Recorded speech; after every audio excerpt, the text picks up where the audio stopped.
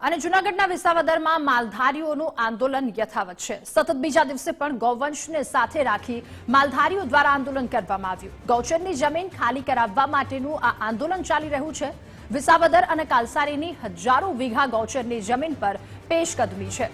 ગૌચર ખાલી કરાવવા માટે તંત્રના ગલ્લા તલ્લા જોવા મળ્યા। અધિકારીઓ જવાબ ન આપતા માલધારીઓના મામલતદાર કચેરીમાં ધામા। 2.5-3 વર્ષથી આંદોલન ચાલતું હોવા છતાં તંત્ર કોઈ પણ પ્રકારની કાર્યવાહી નથી કરતું। નિરાકરણ ન આવે ત્યાં સુધી ગૌવંશને કચેરીમાંથી દૂર ન કરવા માટે પણ ચીમકી ઉચ્ચારી। અમારો સર્વે નંબર 267 અને 208 એને હુકમ થઈ ગયો છે તારીખ 31/1/2022 રોજ છે। તો એનો કોઈ કલેક્ટરનો હુકમ થયા છતાંય કોઈ લેન્ડ પેપરને અરજી હોત કરેલી છે તે છતાંય કોઈ માપણી કરવા આવતું નથી।